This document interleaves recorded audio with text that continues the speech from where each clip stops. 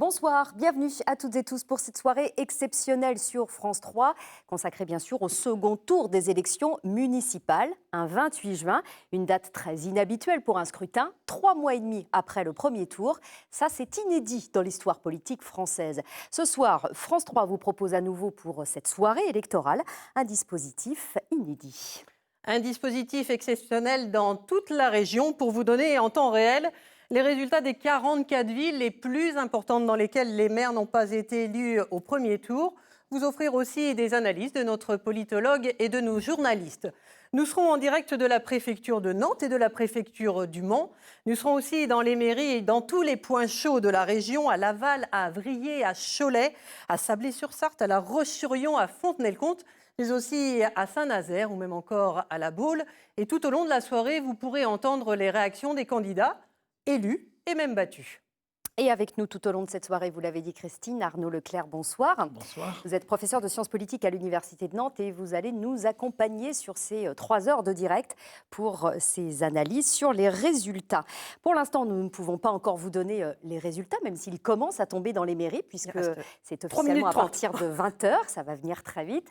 Il y a en revanche un chiffre qui nous est communiqué depuis 17h par les préfectures, c'est celui de la participation. Arnaud, 37,4% des électeurs en Pays de la Loire se sont déplacés aux urnes. C'est 3,5 points de moins qu'au premier tour, qui était déjà un chiffre historiquement faible. Voilà, c'est vraiment une situation qui est alarmante. Le premier tour montrait un décrochage extraordinaire, vraiment pour des causes de raisons sanitaires, c'était très clair. Le deuxième tour, c'est moins net, c'est-à-dire que la peur a sans doute joué un rôle, mais ce n'est sans doute pas le seul facteur. Et donc, il faudra regarder ce niveau de participation extraordinairement faible comme étant quand même quelque chose qui est une étape de plus dans la distance que les Français prennent à l'égard de la politique. Je dirais élection après élection. Et il y a un sondage d'ailleurs que nous allons vous proposer d'ici quelques minutes qui dit que 43% des Français ne se sont pas déplacés aux urnes par peur encore de l'épidémie, mais que 38% ne l'ont pas fait parce qu'ils ne voient pas d'intérêt dans cette élection. On a beaucoup d'outils de sondage qui, depuis des semaines, nous disent ça. Beaucoup de Français qui nous disent, de toute façon, ça ne change rien, ça ne m'intéresse pas, ou les jeux sont déjà faits. Alors qu'on dit que les élections municipales sont celles qui sont préférées des Français avec la présidentielle. Mais je pense qu'il faut bien dissocier le fait que le maire est une figure identifiée, on le connaît, et le fait de se déplacer pour aller voter sont deux choses très différentes. Donc quand les Français disent qu'ils aiment leur maire, c'est-à-dire qu'ils l'identifient, ça ne veut pas dire pour autant qu'ils ont la motivation pour aller voter. Là où ça a le plus voté d'ailleurs sur ce second tour des élections municipales, eh bien c'est en Vendée. En Vendée où il y a plusieurs points chauds, sensibles, Fontenay-le-Comte, mais aussi La Roche-sur-Yon où le maire sortant, Luc Boire, a fort à faire avec une coalition des 3 listes de gauche, Fanny Barius, qui a rebattu les cartes depuis le premier tour. Bonsoir Christine. Oui, ici à La Roche-sur-Yon, les bureaux de vote ferment là à l'instant à 20h. C'était un souhait du maire sortant, Luc Boire, d'étendre cette ouverture des bureaux de vote jusqu'à 20h, signe peut-être de la fébrilité du maire sortant. Il était en ballottage favorable au premier tour avec 44% des voix, mais il a en face de lui une gauche qui s'est rassemblée entre le premier et le second tour et le rapport de force est donc équilibré. Stéphane Ibarra avait 21% des voix au premier tour, mais à la tête de cette liste de gauche rassemblée, il totalise 51% des voix. Une fusion que Luc Boire a qualifiée d'alliance de circonstances entre des gens qui se haient, dit-il, en étendant l'ouverture de ces bureaux de vote jusqu'à 20h ce soir. Il espère donc une forte participation et pour le moment, les chiffres lui donnent raison. 41% de participation ce soir à 19h45, c'est 2 points de plus qu'au premier tour.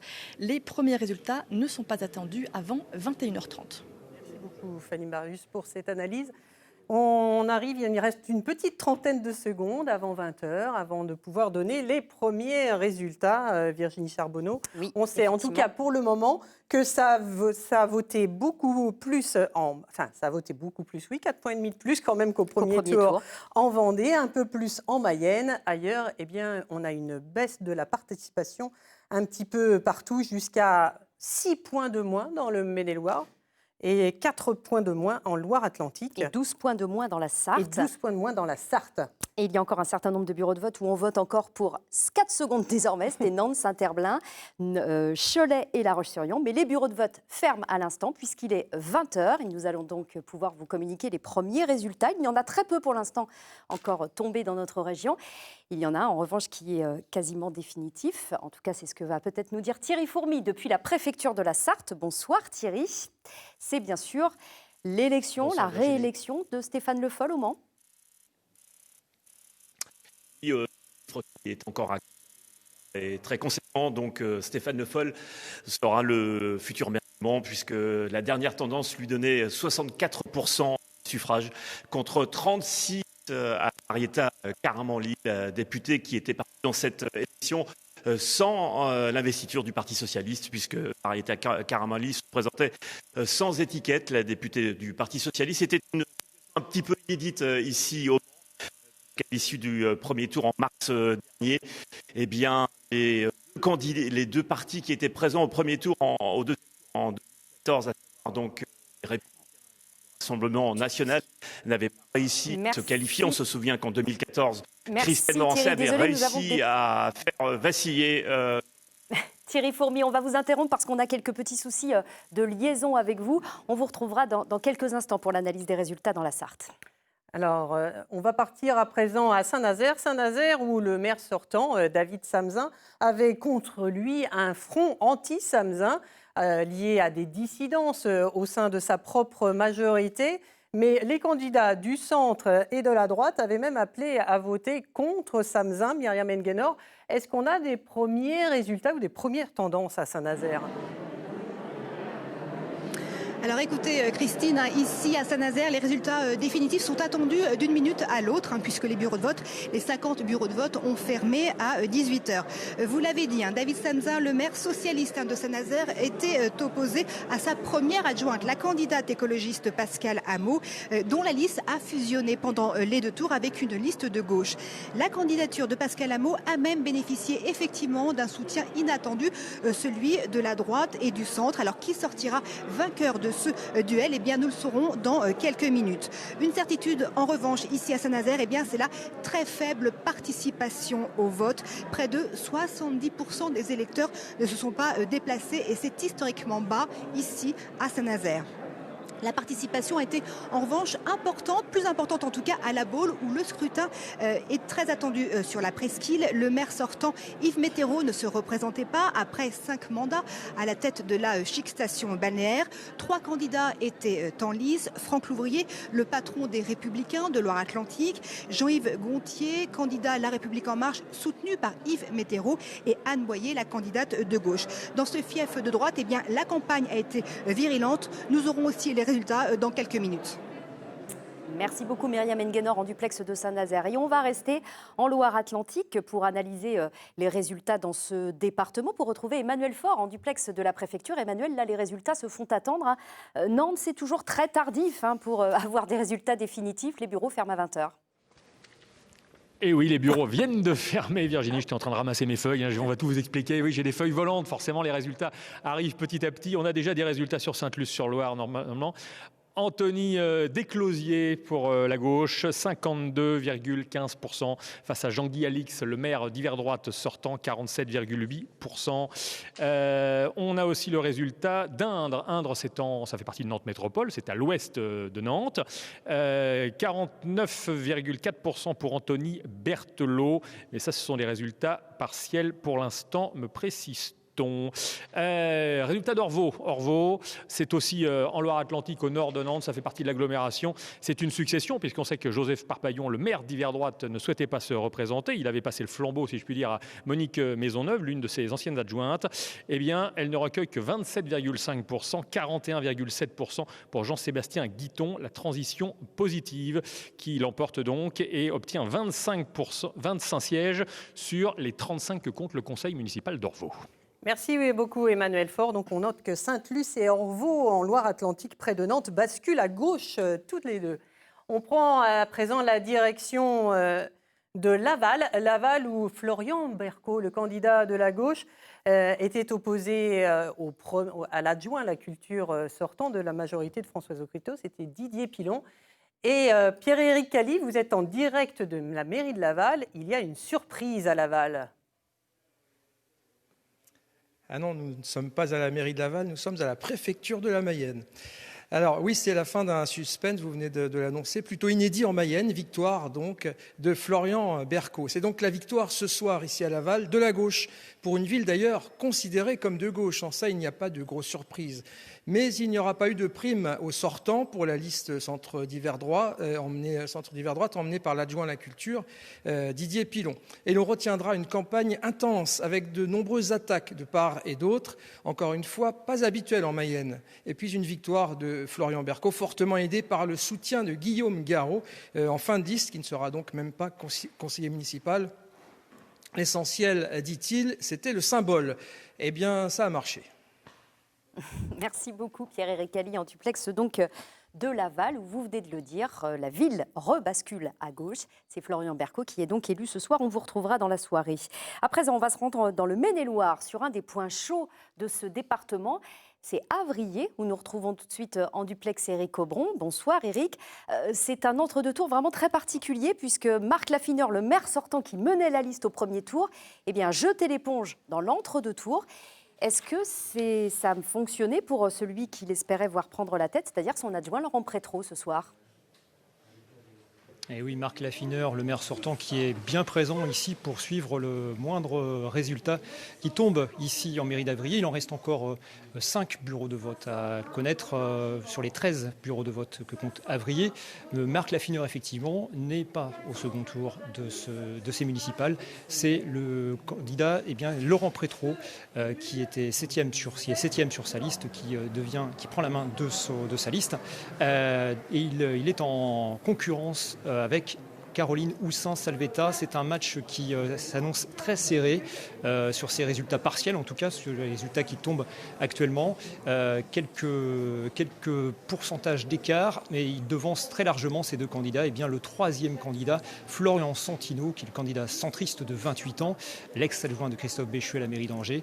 Pour l'instant, effectivement, on s'oriente vers ce duel. Caroline Houssin-Salvetta, l'ancienne adjointe des finances de l'équipe sortante, face à Laurent Prétrault, le challenger, le dauphin de Marc Laffineur, le maire sortant qui ne se représente pas. Merci beaucoup Éric Aubron. Match très serré, on l'a compris, à Avrier pour la succession de Marc Laffineur qui a dû jeter l'éponge entre les deux tours. Match également très serré à Fontenay-le-Comte où l'ancien maire Luc Fourage voulait prendre sa revanche sur ces élections municipales. Et on est en direct avec Cathy Collin depuis la mairie de Fontenay-le-Comte où ça s'annonce très très très serré, Cathy. Et oui, effectivement, Christine. Alors pour l'instant, ce sont que des résultats partiels, 3 bureaux de vote sur 9. Mais là, pour vous donner une idée, on est à 17 points d'écart, 17 voix d'écart et même pas un point d'écart sur les votes. Donc très très serré. Hugues Fourage qui serait pour l'instant en tête avec 44,9% et Ludovic Ogbon en seconde position avec 43,7% pendant que la liste La République En Marche atteint 11,5% des suffrages. On a une participation de 51%, donc à peu près la même chose qu'au premier tour. Vous l'avez dit ici, le duel, il est entre ce maire socialiste battu en 2014, Hugues Fourage, ancien maire qui cherche à prendre sa revanche face non pas au maire sortant, mais à son premier adjoint, Ludovic Ogbon, avec un duel entre à la fois un homme politique très implanté, qui a été maire, député, conseiller régional, président de la communauté de communes, et face à lui, un premier adjoint qui est peut-être moins connu, qui n'est pas le maire sortant, un quadragénaire, gérant d'entreprise, qui doit porter le bilan de la majorité sortante dans un contexte où Fontenay-le-Comte doit encore faire du chemin pour travailler sur son attractivité à la fois économique, sociale et touristique. Fontenay-le-Comte, 6e ville du département, il y a clairement un enjeu ici ce soir. Merci beaucoup Cathy, on revient vers vous dès que les résultats sont définitifs. Arnaud Leclerc, si on calcule Sainte-Luce, Orvault en banlieue de Nantes qui bascule à gauche, Laval, gagné qui rebascule à gauche, l'ancienne ville de Guillaume Garot qui rebascule à gauche, Fontenay-le-Comte où les résultats sont au coude à coude. Ça veut dire que la gauche finalement a l'air de reprendre du poil de la bête sur ce deuxième tour. Comment vous l'analysez ? Ça veut surtout dire qu'on est dans une région où c'est un bastion de la gauche, mais essentiellement dans les grandes villes. Et donc, dans ces grandes villes, il y a vraiment des poches de résistance importantes. Il ne faut jamais oublier qu'on est dans une élection extrêmement singulière. D'habitude, dans une municipale, on sanctionne aussi le pouvoir central qui est en place à travers ses maires. Et donc, rappelons qu'en 2014, les maires de gauche avaient essuyé un revers très sévère, qui était en fait une sanction du président de l'époque. Et on a ça presque à chaque fois. Ici, on ne peut pas avoir ça, puisqu'il n'y a pas de candidat d'En Marche, d'ores et déjà maire, dans la situation. Il y a très peu de candidats En Marche qui se maintiennent. Et donc, on a plutôt un équilibre droite-gauche, c'est-à-dire qu'on voit à la fois le Parti socialiste résister dans les villes, et on voit dès le premier tour, on le verra je pense ce soir aussi, les Républicains résister dans toutes les villes plus moyennes ou dans les villages. C'était le cas au premier tour d'ailleurs. C'était déjà le cas, ils avaient d'ailleurs progressé assez fortement. Donc, ça veut dire que les partis traditionnels ont un ancrage local fort et sont en situation de pouvoir résister, en particulier dans notre région. Merci, on vous retrouvera bien sûr tout au long de cette soirée pour la suite des analyses. Les résultats continuent à nous arriver et avec une confirmation au Mans où on va retrouver Thierry Fourmy. Vous aviez tout à l'heure des résultats partiels. Cette fois, ils sont définitifs et sans grande surprise, Stéphane Le Foll est donc élu maire du Mans. Oui, Stéphane Le Foll élu avec 63,14% des suffrages. Donc, victoire et réélection donc, de Stéphane Le Foll face à son adversaire du Parti Socialiste également, même si elle a mené campagne sans étiquette. La députée Parti Socialiste, donc Marietta Karamanli, a noté tout de même ici au Mans cette participation qui est de 27%, ce qui veut dire 73% d'abstention. C'est probablement un record, élection vraiment extrêmement singulière en ce qui concerne Stéphane Le Foll, le maire du Mans.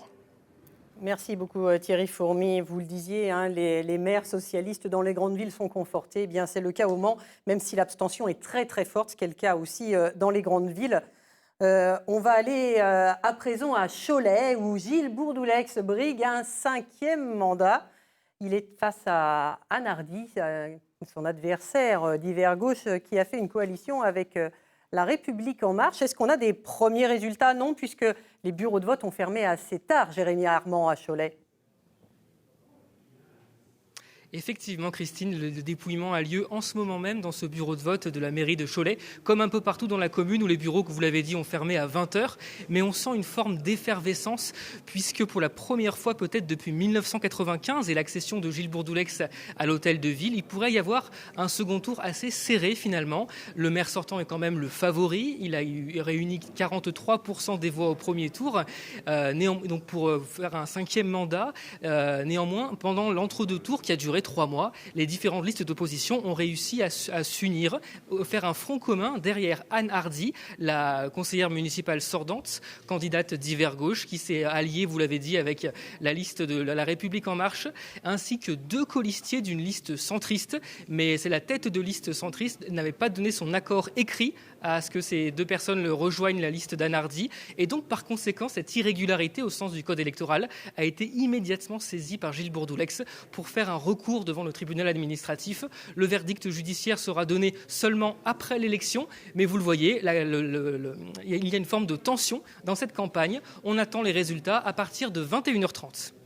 Merci Jérémy, à tout à l'heure donc pour des résultats définitifs effectivement à Cholet en ce qui concerne donc cette commune. On va retourner à présent à la préfecture de Loire-Atlantique retrouver Emmanuel Faure puisque vous avez un résultat, Emmanuel. Oui, Virginie, une nouvelle bascule à gauche dans l'agglomération nantaise, la commune de Thoiré-sur-Loire, qui se trouve à l'est de Nantes. Eh bien, c'est Martine Auger, la candidate de la gauche, qui l'emporte avec 51,7% des suffrages face à Isabelle Grousseau. C'est important, toutes ces bascules à gauche, c'est déjà la deuxième. On a évoqué Orvault il y a peu, parce qu'évidemment, ça compte ensuite dans la vie de la métropole.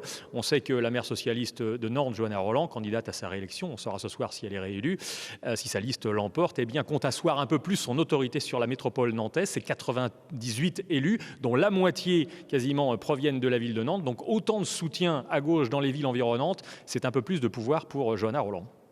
Merci beaucoup Emmanuel Faure. On attend les résultats de Nantes, mais les bureaux ont également fermé à 20h. On ne devrait pas avoir de résultats avant 22h. À Nantes, c'est toujours un peu long pour le dépouillement. On va partir à présent au Mans pour revenir sur l'ambiance de cette soirée. Je vous rappelle que Stéphane Le Foll, le maire socialiste du Mans, a été réélu avec 63,14% des suffrages, c'est important, mais un taux d'abstention très très élevé, 73% d'abstention au Mans. C'est quelque chose de complètement inédit. Tout de suite, le reportage.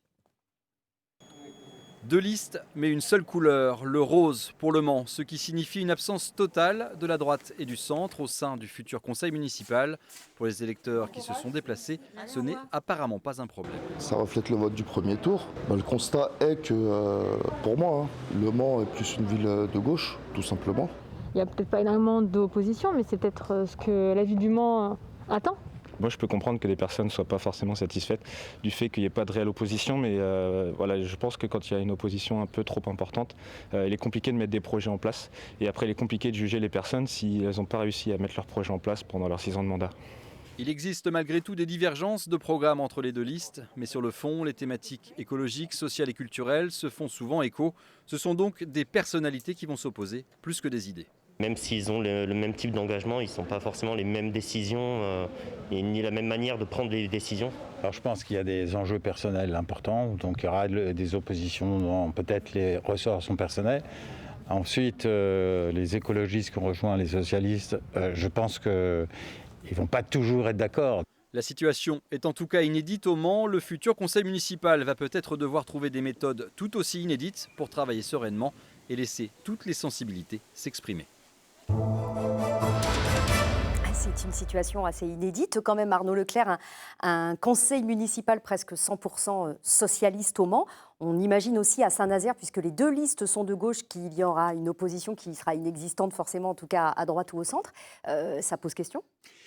Oui, ça va poser question, d'autant plus lorsqu'il y a des taux d'abstention aussi gigantesques. Alors évidemment, soyons clairs, lorsque tout un camp est exclu dès le premier tour, en principe, les électeurs ils ont tendance à bouder. Ça peut aussi expliquer l'abstention. 27% de participation seulement au Mans. On peut se dire que ça ne sert pas à grand-chose d'aller voter. Évidemment, ils ont tendance à bouder le scrutin, on peut le comprendre. Mais pour le maire, ça pose une double difficulté. D'abord, il est clair qu'il y a une portion de la population qui n'est plus représentée. Comment organiser le dialogue politique dans ces conditions ? Et puis, le fait qu'il y ait un tel niveau d'abstention signifie qu'après, vous êtes confronté à des questions de défiance au quotidien sur quelque chose d'un peu important. Il risque d'y avoir des résistances de la population qui pourront se dire « oui, mais vous ne représentez qu'un pourcentage extrêmement minime du corps des inscrits en termes d'élections. » On va pouvoir regarder ça dans le détail, mais très souvent, celui qui a gagné représentera 10% du corps des inscrits. Oui, donc c'est un vrai problème, non pas de l'égalité, mais de légitimité du maire sortant. On a un résultat définitif, celui de Sablé-sur-Sarthe, où le maire sortant, Marc Joulot, était en ballottage défavorable à l'issue du premier tour. Eh bien, c'est confirmé pour le second tour. Marc Joulot est battu. Il obtient 43,6% des voix face à Nicolas Ledière, un de ses anciens adjoints, qui l'emporte avec 47,9% des voix. Marc Joulot, qui est certainement la victime directe de l'affaire Fillon dans laquelle il était impliqué. Il avait été mis en examen.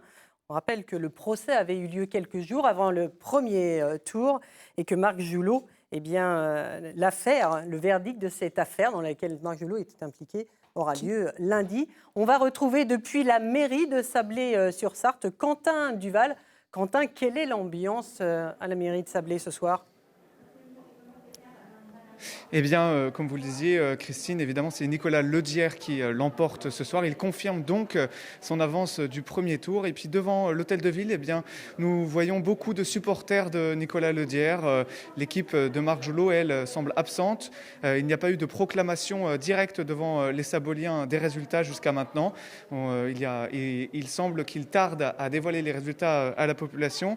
Et puis, comme vous l'avez aussi expliqué, c'était un scrutin si particulier puisque cette campagne avait été marquée par l'affaire Fillon. Marc Joulot s'était rendu plusieurs fois au tribunal correctionnel de Paris pour assister aux audiences. Et puis, il avait mené une campagne compliquée. Désormais, Marc Joulot est battu. C'est la fin d'une grande lignée de maires de droite ici à Sablé-sur-Sarthe. Nicolas Ledière est de centre droit, mais il l'a toujours affirmé. Sa liste est citoyenne. Nous en discuterons plus tard avec lui dans cette soirée électorale. Merci beaucoup, Quentin. On vous retrouve un petit peu plus tard et puis on espère avoir une réaction de Nicolas Ledière et de Marc Joulot un peu plus tard. Merci à vous. Bonsoir Aïkel Garba. Bonsoir. Vous êtes le responsable du groupe La République En Marche à la région des Pays de la Loire.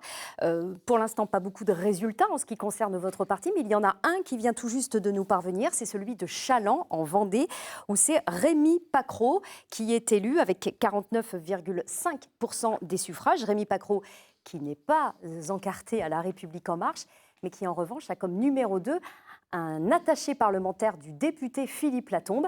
Vous considérez que cette victoire, c'est un peu celle de votre parti ce soir à Chaland ? Écoutez, je pense que c'est une bonne chose. On a sur certains territoires des victoires, notamment à Chaland, et on doit s'en réjouir. Mais je ne vais pas faire de langue de bois. Je pense que malgré la qualité de nombreuses candidatures de La République En Marche, notre mouvement ne sort pas victorieux de ces élections municipales. Je crois qu'il nous faut... même si nous partons de rien, avoir une vision claire de ce que nous souhaitons pour nos territoires. Cela passe par des échanges, des débats et aussi une clarification. Comment vous l'expliquez, cette faible réussite ? Parce que finalement, Emmanuel Macron, il a fait un gros score dans notre région à la présidentielle. Aux législatives, c'était un raz-de-marée pour les députés En Marche. Qu'est-ce qui s'est passé ? Écoutez, je pense qu'il va falloir débattre, échanger, tirer les leçons de ce scrutin. Il va falloir clarifier la ligne politique aussi parce que, on le voit, on a eu des stratégies différentes d'un territoire à un autre. Il a manqué un peu de lisibilité et je crois qu'on doit revenir... C'est-à-dire un coup des alliances avec la gauche, un coup avec la droite ? C'est cela, et c'est aussi, je pense, essentiellement une question de projet et de lisibilité sur le projet En Marche au niveau municipal. Et je crois qu'il nous faut désormais revenir à ce qui est notre identité, c'est-à-dire l'innovation, poser les questions de la place des métropoles, de comment développer une ville de manière durable, comment relocaliser notre économie. Et je crois que c'est sur ces sujets que nous sommes attendus et sur lesquels il va falloir répondre et rassembler plus largement des personnes qui, a priori, pensent différemment autour d'un projet innovant. Vous confessez ce soir quelque part un opportunisme politique en fonction des maires, par exemple, déjà implantés et qui n'a pas été lisible pour les électeurs. Effectivement, on ne sait plus où se situe La République En Marche, en tout cas pour ce qui concerne les municipales. Alors, c'est pas ce que je dis, mais je pense qu'il faut qu'il y ait une clarification de la ligne politique. C'est certain, notamment pour aborder sereinement les échéances électorales de 2021. Et je pense bien sûr aux élections départementales et aux élections régionales. On a quand même des victoires et je m'en réjouis à Chaland. On va attendre la suite des résultats. Et alors vous soutenez Luc Bouard à La Roche-sur-Yon, vous avez soutenu Christophe Béchu à Angers ou encore Jacky Goulet à Saumur. Faute de troupes ou parce que vous dites que c'est par opportunisme, comme le disait Virginie, de façon à pouvoir mettre quelques villes dans l'escarcelle de La République En Marche. C'était ça l'objectif ? Alors écoutez, il y a eu des stratégies différentes d'un territoire à un autre. Il est à noter quand même qu'il y a un certain nombre de choix qui ont été concluants. On a réussi à envoyer et avoir des élus désormais dans les conseils communautaires et dans les conseils municipaux. Il y a d'autres villes où ça n'a pas marché. On le voit à Laval, j'entendais tout à l'heure le résultat qui est tombé, où là, c'est la gauche qui gagne du terrain. Et on le voit sur cette élection municipale, la gauche gagne du terrain. Là où au niveau national, elle est dans un positionnement, elle se perd dans une opposition systématique et stérile. Au niveau local, son ancrage paye et ce qui leur permet d'avoir un projet qui est en adéquation avec les aspirations. Vous n'avez pas de résultats autres. Par exemple, à La Baule, on sait qu'un de vos candidats, Jean-Yves Gontier, pourrait challenger Franck Louvrier. Vous n'avez pas de résultats pour l'instant ? Pour le moment, je n'ai pas de résultats. En revanche, des résultats, visiblement, Emmanuel Faure en a d'autres. Il est à la préfecture de Nantes. Il s'intéresse aux villes de Loire-Atlantique et notamment aux villes de la communauté urbaine. Est-ce que vous avez d'autres résultats, Emmanuel ? Oui, résultat sur Indre, commune donc de l'ouest de Nantes, juste à côté de Saint-Herblain. Il y a un Saint-Herblain qui est entre Indre et Nantes, donc ça fait partie de la communauté urbaine Nantes Métropole. Eh bien, ça passe à gauche. Anthony Berthelot l'emporte, 49,5% des voix face au maire sortant Serge David, qui est deuxième. Il y avait une triangulaire à Indre, triangulaire également à Blain, dont sort vainqueur Jean-Michel Buff. Il est réélu avec 41,8% des voix. Merci beaucoup, Emmanuel Faure. Arnaud Leclerc. Sainte-Luce qui bascule à gauche, Orvault qui bascule à gauche, Thoiré, alors c'est de toute façon un coup à gauche, un coup à droite, Thoiré, Indre, on vient le voir à gauche. Ça conforte beaucoup Johanna Rolland si elle est réélue à la tête de la métropole nantaise. La métropole a déjà un ancrage assez fort à gauche. Ce soir, il risque d'être beaucoup plus important. Ce n'est pas en soi une très grande surprise. Il faudra regarder dans le détail. Il est vraisemblable que les différentiels de participation expliquent ça. C'est-à-dire que c'est plutôt l'électorat de gauche qui semble s'être mobilisé pour l'agglomération de Nantes. Rien n'est sûr dans les autres territoires. Mais là, très vraisemblablement, vu les scores qui sont annoncés, c'est plus cet électorat qui s'est déplacé. Et on va à présent se rendre. Alors, il y a un petit problème de liaison. Je pense que c'est à La Roche-sur-Yon. On va voir tout de suite. Je n'ai pas compris. La Roche-sur-Yon, Virginie. C'est bien La Roche-sur-Yon. Voilà, Oui, lancer La excusez-nous, à La Roche-sur-Yon. Et on va donc retrouver tout de suite sur place Fanny Borius, avec peut-être des résultats, pas sûr, puisque c'est à 20h que fermaient les bureaux de vote à La Roche, Fanny. Oui, tout à fait, Virginie. Les bureaux de vote ici à La Roche-sur-Yon fermaient à 20h, mais un premier résultat est tombé à Chaland, où les bureaux de vote là-bas fermaient bien plus tôt. Et c'est Rémi Pacro qui l'emporte avec 49% des voix pour la liste divers centres. Il devance Thomas Merlet, divers droite, qui lui totabilise 39% des voix. Ces deux candidats étaient au coude à coude au premier tour. Et la troisième liste de Laurence Proulx, divers gauche, elle totabilise 10% des voix. Il semble donc que ce soit les électeurs de cette liste qui se sont reporté sur Rémi Pacro notamment. Laurence Proulx qui, elle, avec 10% des voix, totalise 5 points de moins qu'au premier tour. À noter qu'à Chaland, le taux de participation est de 43%, ce qui se trouve dans la moyenne de la participation en Vendée. Merci beaucoup Fanny. Un résultat dans le Maine-et-Loire, celui de Bushman, où la républicaine, la maire sortante Véronique Maillet, est réélue assez largement avec plus de 55% des voix face à son adversaire Laurine Boss qui totalise 44,5% des voix. On reste dans le Maine-et-Loire à Avrier pour la succession de Marc Laffineur qui briguait un 7e mandat mais qui a été en ballotage défavorable à l'issue du premier tour, à tel point qu'il a décidé de jeter l'éponge entre le premier et le deuxième tour.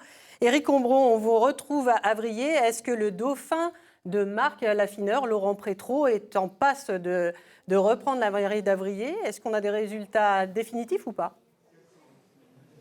Alors, pas définitif. À l'hôtel de ville d'Avrier, ici, tout le monde est pendu au résultat du dernier bureau de vote. Il en reste un sur les 13 à dépouiller. Et pour l'instant, eh bien, c'est toujours Caroline Houssin-Salvetta qui devance Laurent Prétreau d'une courte tête.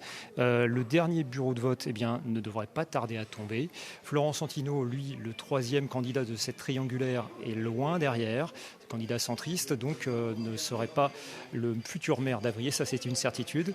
Par contre, pour le moment, eh bien, il y a une sérieuse bataille très serrée entre Caroline Houssin-Salvetta et Laurent Prétreau. Tout ça va se jouer à quelques voix seulement. Dans quelques minutes, on aura le résultat définitif. Et alors, on vous retrouvera effectivement, Éric Ombron, pour avoir ces résultats définitifs à Avrier. On va revenir sur un résultat que vous venez de donner, Christine, juste avant qu'on retrouve Éric. C'était donc à Bushman, tout près d'Angers. Bushman qui est habitué à basculer pratiquement à chaque élection, mais pas cette fois, puisque c'est donc la maire sortante Véronique Maillet qui l'emporte face à une liste menée par Laurine Boss, qui avait fusionné avec Ousmane Sissako, mais ça n'a pas suffi pour faire basculer cette ville à gauche. C'est donc Véronique Maillet qui l'emporte avec 55,4%. Arnaud Leclerc, comment on explique ce résultat très serré à quelques voix près à Avrier, alors que la candidate, Caroline Houssin-Salvetta, était arrivée en tête, était en ballotage très très favorable. Elle avait quasiment 8 points d'avance sur le second, Florian Santino, et sur le troisième, Marc Laffineur, qui a été remplacé, on l'a dit, par Laurent Prétreau. Alors, juste avant de répondre à ça, petite remarque sur le cas de Bushman, c'est sans doute la seule ville de la région qui élit pour la 4e fois consécutivement une femme. Donc c'est à noter. Il fallait le noter, vous avez raison. Pour le cas d'Avrier, oui, c'est clair. Madame Houssin-Salvetta avait une avance. Très confortable. Mais rappelons que tout le premier tour a été complètement organisé autour de la question maintenir ou non Marc Laffineur. À partir du moment où cette question, cette hypothèque est levée, quelque part, les termes de l'élection sont entièrement redéfinis. Ce que disait Laurent Prétreau, il disait c'est une nouvelle élection en fait pour moi. Je crois que c'est juste. C'est-à-dire l'élection d'un seul coup peut s'occuper de ce qu'il y a dans les programmes, de ce que veulent porter les candidats, parce que jusqu'ici, il y avait un enjeu qui saturait tout. Cet enjeu ayant disparu, on peut alors le regarder autrement. Et je pense que simplement, les citoyens d'Avrier ont écouté les débats et se sont fait une idée différente des différents candidats, des 3 candidats et des propositions qui étaient faites. Donc, vraisemblablement, la disparition de Marc Laffineur de la tête de liste a ouvert une possibilité politique pour Laurent Prétreau. Aïkel Garba, on rappelle, vous avez plusieurs candidats qui sont encore en lice au second tour, mais pas beaucoup. C'est le cas notamment de Valérie Opelt à Nantes, qui est arrivée en 4e position au soir du premier tour. Est-ce que c'est une déception dans une ville qui avait voté, je le rappelle, à 86% pour Emmanuel Macron au second tour de la présidentielle en 2017 ? Alors écoutez, tout d'abord, je tiens à saluer la candidature de Valérie Opelt qui a décidé de porter les couleurs de La République En Marche. On s'est retrouvé dans un contexte un peu particulier dans la mesure où on a eu une désignation assez extrêmement tardive, on peut le dire. Et je crois qu'elle a fait honneur à ce qu'est l'identité de La République En Marche. Et je pense qu'on peut la saluer et Pourquoi saluer c'était si tardif d'ailleurs dans une ville comme Nantes, qui est une ville emblématique, j'imagine, pour La République En Marche? Et je pense que ces élections municipales pour La République En Marche, c'est quand même une grande première. Donc, il a fallu ajuster un certain nombre de paramètres. Et donc, on en arrive à cette situation. Il y avait plusieurs candidats, il fallait faire un choix ou ça manquait de candidats? Alors, il y avait plusieurs candidats, il a fallu faire un choix. Je pense que la Commission nationale aussi d'investiture a eu beaucoup de dossiers d'un seul coup, ce qui est une bonne chose pour la démocratie, quand on a des concitoyens qui désirent s'engager et candidater. Mais malheureusement, je pense qu'il va falloir, par la suite, notamment sur les élections futures, où on a toute notre chance d'être majoritaire, trouver une méthode de travail un peu plus fluide, je crois. Merci beaucoup, Aïkel Garba, Merci d'avoir été avec nous sur ce plateau ce soir. On va à présent se rendre au Mans pour retrouver le maire réélu, puisqu'il n'avait pas été élu en 2014. Il a pris la succession de Jean-Claude Boulard, qui est décédé il y a 2 ans. C'est Stéphane Le Foll. Bonsoir. Merci d'être avec nous en duplex. Bonsoir. Vous êtes donc réélu ce soir. Est-ce que cette victoire, elle est un peu ternie par le taux de participation, 27% seulement au Mans ce soir? Ce taux de participation, c'est une constante pour ce deuxième tour. Ça avait déjà été le cas pour le premier tour. Ces élections municipales, avec 3 mois d'écart entre le premier et le deuxième tour, et un premier tour le 15 mars qui avait été directement impacté par la crise que nous avons connue au niveau sanitaire avec la Covid, c'est vrai qu'on peut, à partir de là, considérer que, alors que c'est des élections qui, en général, mobilisent les électeurs, il y a un fait lié à un contexte, mais il y a aussi à réfléchir, sûrement, de manière plus globale, aux sous-jacents profonds qui sont à l'œuvre depuis un certain temps en termes de participation aux élections. Oui, parce qu'on le rappelle, selon un sondage... Selon un sondage Ipsos, Stéphane Le Foll, qui nous est communiqué depuis quelques minutes, 43% des Français se sont abstenus aujourd'hui parce qu'ils avaient toujours peur du Covid, mais que 38% l'ont fait parce qu'ils trouvent ces élections sans intérêt. Pour vous, qui êtes élu local et qui avez été ministre, c'est un coup de semonce important pour toute la classe politique, de gauche comme de droite, on imagine. Oui, mais c'est pour toute la classe politique, c'est aussi au-delà. Parce que ça consiste toujours à en renvoyer sur la responsabilité des politiques. Bien sûr qu'ils ont une responsabilité. Mais c'est sûrement des phénomènes sociaux plus profonds. Il y a une déstructuration de la politique de manière générale. Je ne vais pas revenir sur ce qui s'est passé au présidentiel. Il y a beaucoup de gens qui cherchent des solutions et qui n'en trouvent pas. Et qui sont aussi, suite aux Gilets jaunes, suite aux grèves des retraites, il y a une société qui est en tension. Et cette société en tension, c'est vrai que c'est pas simplement de répéter que la politique ne répond pas aux tensions qui sont celles que je ressens aussi, mais c'est aussi globalement une situation sociale et économique qui crée aussi ces incompréhensions. Et qui va probablement s'aggraver, Stéphane Le Foll, avec la crise qui est devant nous. La particularité au Mans aussi, c'est ce taux d'abstention. Et la crise qui est devant nous qui va aggraver les choses. Absolument. La situation aussi la crise au Mans, qui est devant nous va aggraver ces choses-là. Et cette abstention de 27%, elle s'explique aussi peut-être parce que vos électeurs, ils se disaient que de toute façon, tout était joué, puisque la Marietta Karamanli, qui était face à vous au second tour, est également socialiste. Ça ne donne peut-être pas envie à certains électeurs de droite ou du centre de venir voter, tout simplement. Oui, vous avez tout dit, c'est très clair. Et si vous aviez été avec moi sur les marchés pendant cette période, c'est ce qu'on entendait. En gros, monsieur Le Foll, de toute façon, c'est fait.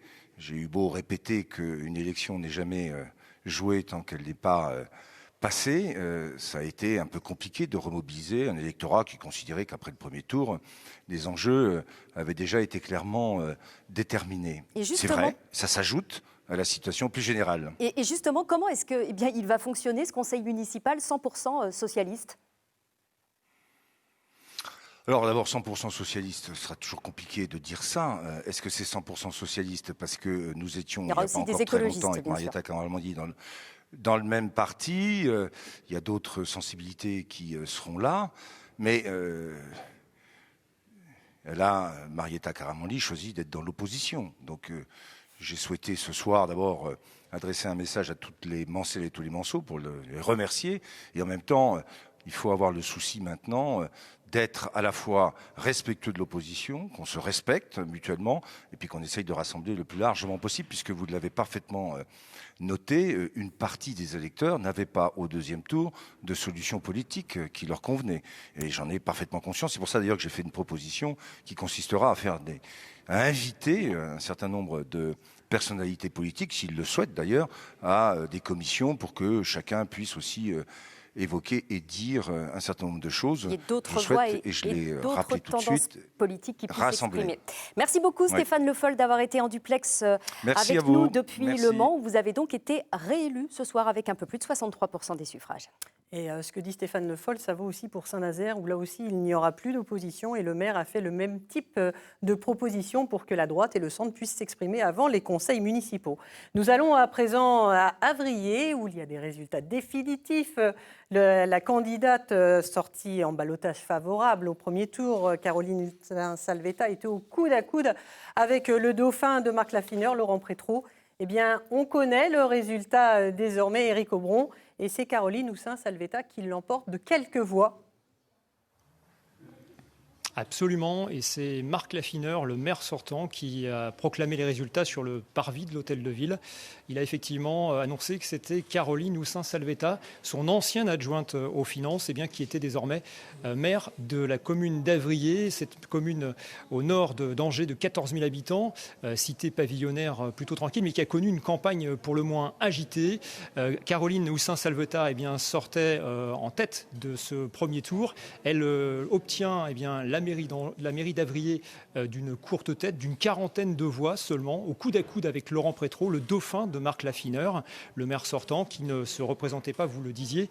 Le dauphin, donc Laurent Prétrault, qui obtient 35,61% des voix. Caroline Houssin-Salvetta, elle, le devance, elle obtient 36,47%.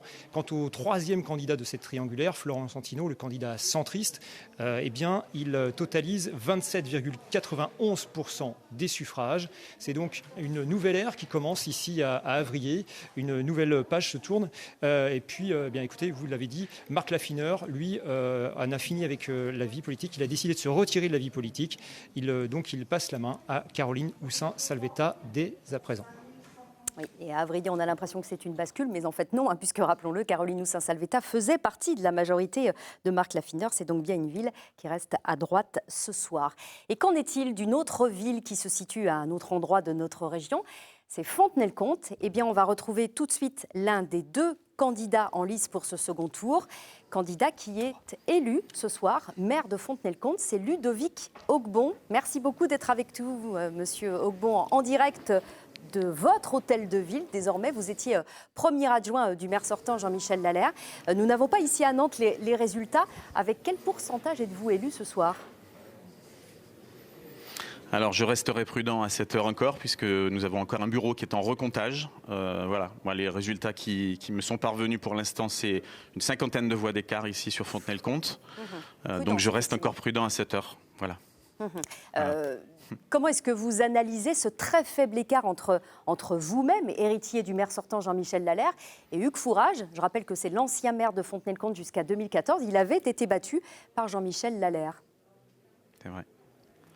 On savait qu'ici, ce serait une triangulaire difficile et compliquée. Vous l'avez dit, Hugues Fourage est l'ancien député maire. Il était aussi il a eu aussi des missions gouvernementales. Donc, je veux dire, on avait effectivement trois têtes d'affiche. Alors voilà, moi-même en tant que premier adjoint du maire sortant, et puis Madame Vérag, qui elle était à la tête de liste de La République En Marche. Donc on avait 3 têtes d'affiche importantes sur Fontenay-le-Comte. On savait que ce serait difficile, ça l'est, c'est confirmé. Voilà, moi j'espère effectivement que le vote va être confirmé. Et je remercie bien sûr tous les Fontenaisiens et les Fontenaisiennes qui nous ont permis d'être élus, j'espère, ce soir. Et puis bien sûr, ça veut dire qu'il faut un rassemblement, bien sûr, parce qu'on voit qu'on a une population qui est partagée. Et moi j'aspire évidemment, comme je l'ai fait d'ailleurs dans mon équipe, à un rassemblement de sensibilité. J'ai un engagement militant effectivement chez les Républicains, mais je suis avant tout un centriste. Et voilà, j'aspire effectivement à rassembler les Fontenaisiens et les Fontenaisiennes qui ne se reconnaîtraient pas dans notre projet. On a 6 ans pour ça. Merci beaucoup Ludovic Hougon. On vous retrouvera peut-être en cours de soirée avec des Merci. résultats définitifs. Vous nous le dites, pour l'instant, il y a une 50aine de voix d'écart en votre faveur, mais le résultat n'est pas définitif. Et on va retourner en préfecture de Nantes avec Emmanuel Faure pour d'autres résultats en Loire-Atlantique. Emmanuel. Oui, préfecture de Loire-Atlantique, en effet. Alors, 2 résultats sur la côte, sur le littoral Loire-Atlantique, à Saint-Brévin. Il y avait une quadrangulaire. Eh bien, Yannick Morez est réélu avec 33,3% des suffrages. Toutes les listes présentes ont des élus. Réélection également de Michel Kellard. Madame Michel Kellard, c'est une femme au Croisic à l'issue d'une triangulaire avec 50,5% des voix. À Prinquio, c'est entre Nantes et le Croisic, 45,2% des voix à l'issue d'une triangulaire pour Yann Couriot, qui commence un premier mandat. Et puis confirmation tout à l'heure, c'était une estimation, maintenant c'est définitif à Sainte-Luce. Sainte-Luce-sur-Loire, l'est de Nantes bascule à gauche. Jean-Guy Alix est battu. Anthony Desclosiers du Parti Socialiste l'emporte avec 53,2% des suffrages. Merci beaucoup Emmanuel Faure. Arnaud Leclerc, la gauche qui conserve ses fiefs et qui en grignote même quelques-uns dans l'agglomération nantaise. En revanche, les maires en place dans la presqu'île, on parle du Croisic notamment, où la sortante Michel Kellard est réélue. Là, les maires restent en place ? Oui, alors c'est pas la même culture politique, on le sait. Le littoral, d'une manière générale, le Pays de Ré également, c'est assez différent de ce qui se passe dans l'agglomération. Pour l'agglomération de Nantes, on voit qu'il y a une consolidation. Ici et là, on voit des villages qui basculent à gauche, mais ça reste un peu émietté. Des villes, ça reste relativement émietté. Il n'y a pas de phénomène d'ampleur, c'est ça que je crois qu'il faut retenir. Encore une fois, n'oublions pas que les Républicains au premier tour avaient fait des bons scores un peu partout et même ont gardé énormément de mairies. En réalité, les 2 forces politiques traditionnelles aujourd'hui, dans la Loire-Atlantique notamment, mais ça va être vrai à l'échelle de la région, maintiennent leur position assez haut. La nouveauté, c'est plutôt que l'offre politique nouvelle qui était en marche, elle, s'est complètement écroulée et a à peu près disparu de la scène à l'échelle locale. Et à noter le résultat de Saint-Brévin-les-Pins, où c'est le maire sortant Yannick Morez qui est réélu. Alors là, c'était fratricide dans cette commune, puisqu'il y avait 3 anciens adjoints qui étaient les uns face aux autres. Ça n'a pas réussi à la 4e qui était écologiste. Et c'est donc le sortant Yannick Morez qui est réélu. C'est un peu un désaveu aussi pour Yannick Horry, le député La République En Marche, qui soutenait un autre de ses adjoints. Si vous arrivez à me suivre, c'est compliqué dans cette commune, effectivement. Ce sont des cas qu'on trouve finalement relativement fréquemment ce soir. Le cas d'Avrier, dont on vient longuement de parler, était, rappelons-le, 2 dissidences qui affrontaient directement Marc Laffinéen puis ensuite Laurent Prétrault. Finalement, c'est une des dissidences qui l'a emporté. Alors, parmi les dissidences, il y avait aussi Saint-Nazaire, où la première adjointe du maire sortant, David Samzin, se présentait contre lui. On peut même dire qu'à Saint-Nazaire, il y avait un front anti-Samzin pour ce second tour des élections municipales. À Saint-Nazaire, on va retrouver David Samzin, maire socialiste, même s'il n'avait pas été investi par le Parti socialiste. Est-ce que vous avez des résultats définitifs, David Samzin ? Est-ce que vous m'entendez, David Samzin ? J'ai l'impression que David Samzin ne m'entend pas. Non, David Samzin ne m'entend pas. Il y a David Samzin qui serait en passe d'être réélu. Vous entendre, Est-ce que vous m'entendez, monsieur Samzin ? Je vous entends extrêmement mal. Je voulais savoir si vous étiez réélu, si vous aviez des... Oui, les résultats définitifs sont à 57,15%. 57,15% sont les résultats définitifs de Saint-Nazaire. Je suis particulièrement content, heureux et fier de ce que nous avons présenté aux Nazériens, que ce soit en termes de bilan, mais surtout en termes de projet. Soulagé, il y avait un front, on le disait, il y avait un front anti-Samzin à Saint-Nazaire pour ce second tour. Soulagé qu'il n'ait pas fonctionné, j'imagine ? Je n'entends pas.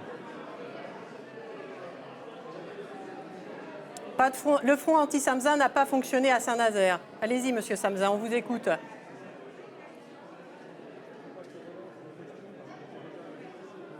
David Samsa qui a vraiment des gros soucis pour nous entendre. Nous reviendrons un petit peu plus tard en mairie de Saint-Nazaire. Il y a un résultat au Loroux-Botero qui vient de nous parvenir. Le Loroux-Botero, on l'a dit, autour de Nantes, un certain nombre de villes basculent à gauche. Eh bien, c'est le cas également de cette commune qui était dirigée depuis 25 ans par un ancien de la gauche. C'est Emmanuel Riveri, cette fois, qui donc l'emporte dans cette ville au Loroux-Botero ce soir. Arnaud Leclerc, on va revenir sur le résultat de Saint-Nazaire, puisque David Samsa, le maire sortant, nous entendait mal. Il nous a dit qu'il était réélu avec plus de 57% des voix. Une belle revanche pour David Samsa, qui a été très, très chahuté sur cette élection, et notamment sur ce second tour où la droite, le MoDem, appelait à voter pour la candidate écologiste et contre lui. Le cas de Saint-Nazaire est extrêmement emblématique. Depuis plusieurs mois, on s'interroge sur cette question. Finalement, est-ce que la population a quelque chose contre David Samsa et sa manière de gérer, ou est-ce que c'est juste le milieu politique qui a un problème de relation avec la majorité qu'il conduit? On a le résultat ce soir. Le résultat ce soir, mais après des épisodes quand même assez hauts en couleur. Évidemment, il y a eu la question du harcèlement et en particulier la mise en cause publique qui a suivi. Il y a eu un peu l'explosion de la scène politique. Et puis là, une situation quand même très particulière. À l'issue du premier tour, la disparition de forces politiques normalement ancrées à Saint-Nazaire. C'est vrai de la droite, c'était vrai du Rassemblement national qui était présent jusque-là. Qui avait 3 conseillers jusqu'à présent. Tous ont disparu. Les centristes également, alors même qu'ils avaient 2 listes, ont disparu. Et on se retrouvait dans une situation où David Samsa était affronté des anciens collaborateurs de sa majorité qui avaient fait dissidence. Donc on peut dire aujourd'hui, sa victoire est aussi quelque part un signe fort sur la restructuration de la scène politique. Merci Arnaud. On va prendre la direction du Maine-et-Loire et de la mairie d'Avrier où nous attend la nouvelle maire d'Avrier. Il s'agit de Caroline Houssin-Salvetta. Bonsoir Madame Houssin-Salvetta. Soulagée, j'imagine, il y a eu un suspense. Vous êtes élue à quelques voix près. Allô ? Oui, je vous entends. Vous m'entendez ? Je disais que vous aviez été élu, que le suspense avait été maintenu à Avrier jusqu'au bout.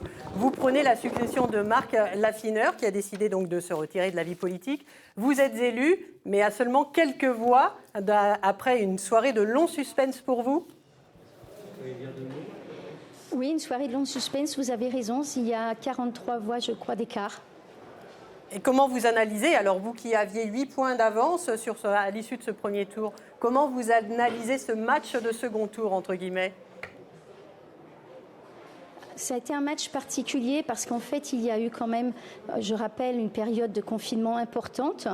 Remobiliser les équipes, remobiliser les électeurs, c'était une chose particulière. Et je crois qu'il y avait 3 offres très différentes sur Avrier. Et les Avriais avaient un choix extrêmement différent dans les listes. Merci beaucoup, Madame Houssin-Salvetta. Votre première mesure, là, ça va être quoi, vous qui vous avez déjà été adjointe dans la municipalité de Marc Laffineur, donc vous connaissez bien cette ville. Oui. Quelle sera votre première mesure ? Oui, effectivement, j'ai été adjointe de Marc Laffineur et c'était une expérience municipale qui m'a permis aujourd'hui d'avoir été candidate. Et maintenant, je souhaite poursuivre ce qui fait tout l'intérêt d'Avrier, comme il le dit, continuer à rassembler les Avriais et commencer à déployer le programme pour lequel ils nous ont élus. Merci beaucoup, Madame Houssin-Salvetta. Je rappelle que vous êtes arrivée en tête, devant Laurent Prétrault et Florian Santino, qui est un ancien adjoint du maire d'Angers qui se présentait aussi sur cette ville d'Avrier. Merci à vous, Madame Houssin-Salvetta. On va se rendre à présent à la préfecture de la Sarthe pour retrouver tout de suite Thierry Fourby en duplex et en direct. Thierry, vous avez des nouveaux résultats en ce qui concerne votre département.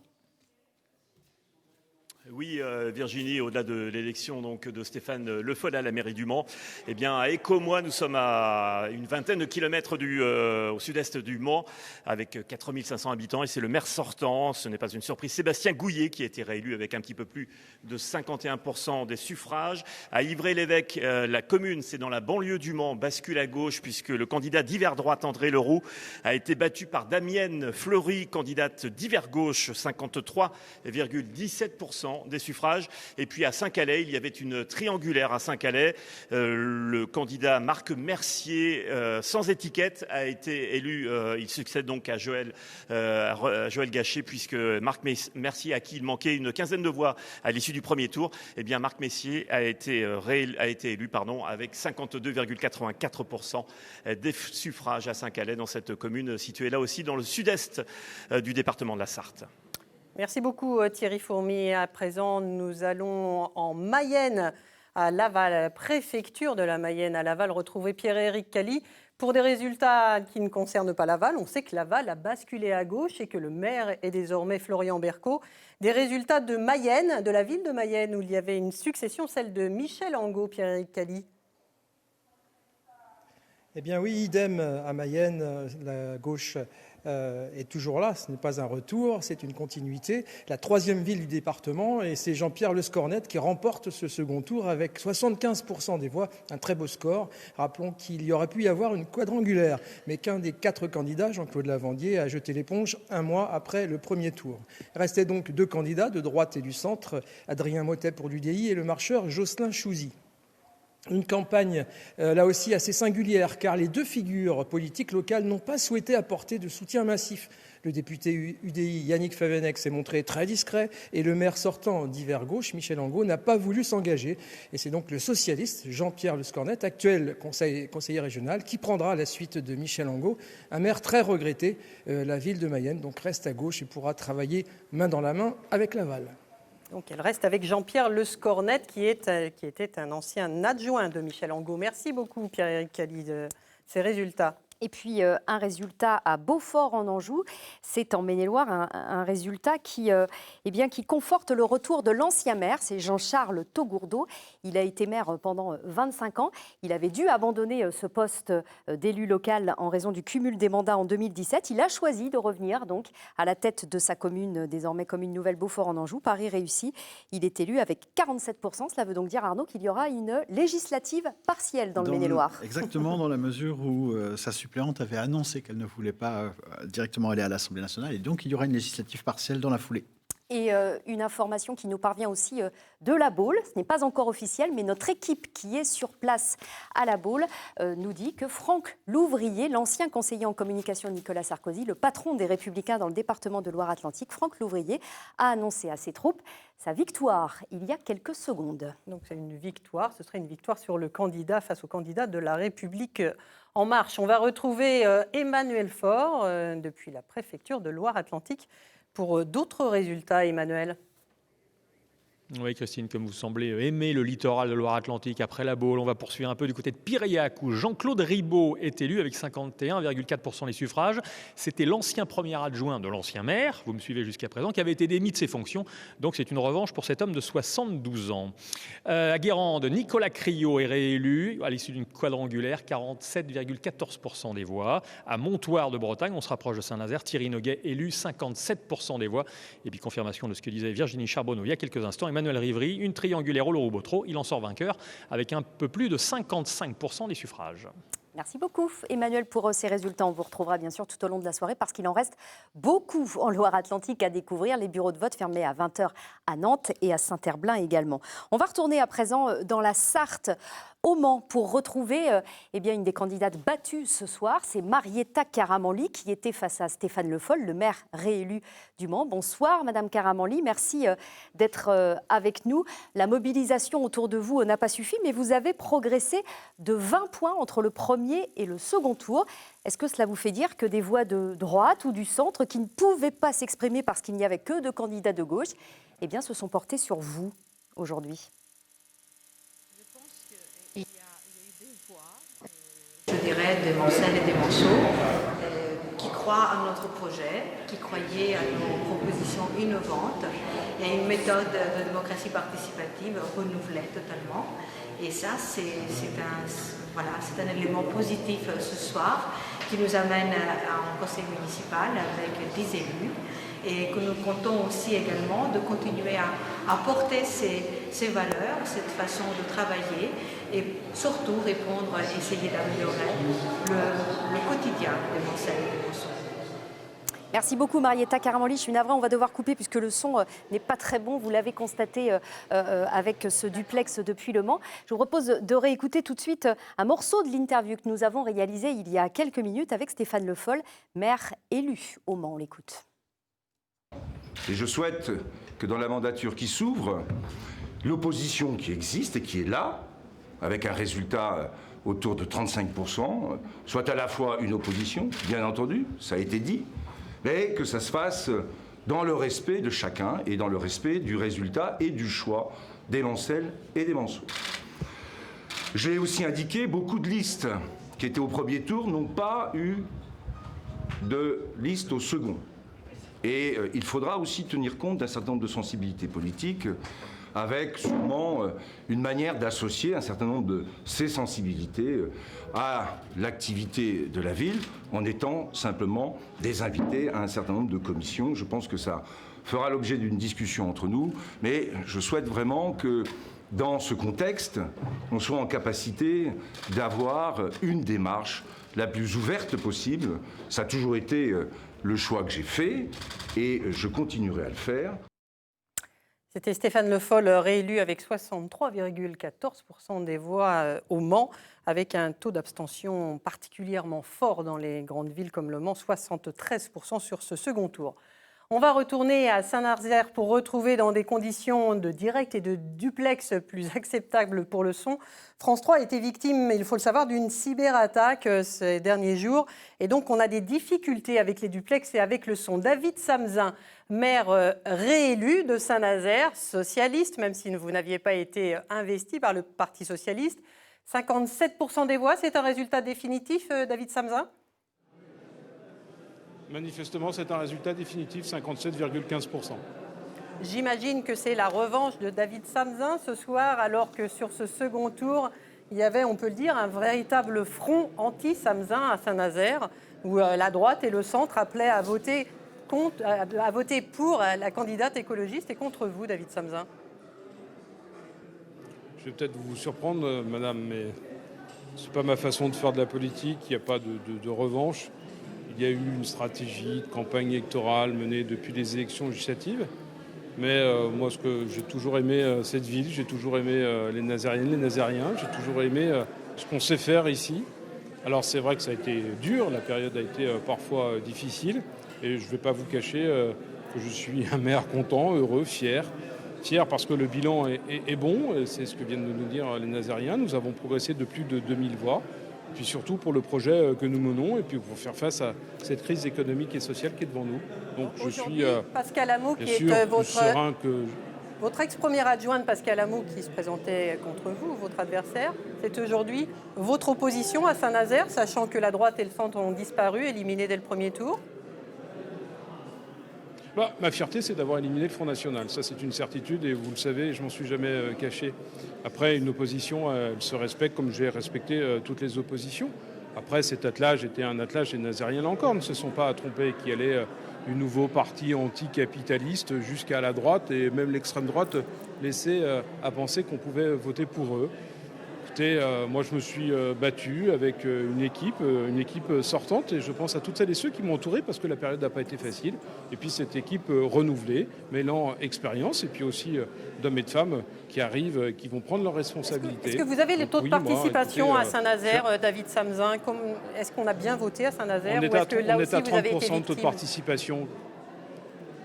Non, le taux de participation, il est faible, bien évidemment, comme l'ensemble du pays. Et moi, ça ne me réjouit pas parce que je crois, y compris dans le pays, sur le plan national et depuis des années, le pacte républicain est attaqué, la République est attaquée.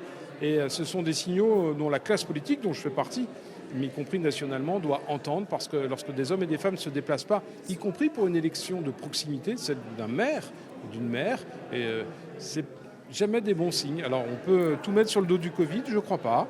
Je crois que cette crise sanitaire et puis cette campagne qui a été une campagne extrêmement longue, le premier tour n'a pas amené à cette dynamique. C'est plus compliqué, mais néanmoins, je crois que la classe politique dans son ensemble...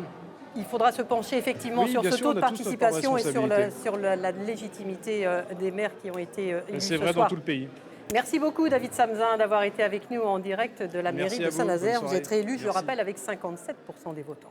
Et puis, dans un petit peu plus d'1 minute 30 maintenant, vous retrouverez une édition nationale avant de nous retrouver à 21h15 pour des résultats nationaux et notamment l'élection d'Édouard Philippe au Havre, la réélection. Avant cela, je vous propose de faire un tour des résultats définitifs qui nous sont déjà parvenus. On va commencer par la Mayenne avec le résultat de Laval qui bascule à gauche ce soir. C'est Florian Berco, inconnu il y a encore quelques mois, qui l'emporte avec 53,4%. À Mayenne, la ville reste également à gauche, même si Michel Angot était plutôt divers gauche depuis quelques années. Eh bien, c'est Jean-Pierre Le Scornet, son ancien adjoint, qui l'emporte 50,4%. On part dans la Sarthe avec ce résultat que l'on voyait se profiler. C'est la défaite de Marc Joulot, l'ancien suppléant de François Fillon. Il est battu par un de ses anciens conseillers municipaux, Nicolas Ledière. Et puis, dernier résultat, celui d'Avrier. Eh bien, le dauphin, l'héritier de Marc Laffineur, n'a pas réussi à garder la mairie. Laurent Prétreau, il est battu par une ancienne adjointe là aussi, Caroline Houssin-Salvetta. Eh bien, on se retrouve à 21h15 dans une petite quinzaine de minutes. Tout de suite, les résultats nationaux. Ne nous quittez pas, restez avec nous. Nous revenons tout de suite pour d'autres résultats. Vous savez, des bureaux de vote fermés à 20h à La Roche-sur-Yon ou encore à Nantes. Donc, nous espérons vous donner d'autres résultats d'ici une quinzaine de minutes. À tout de suite.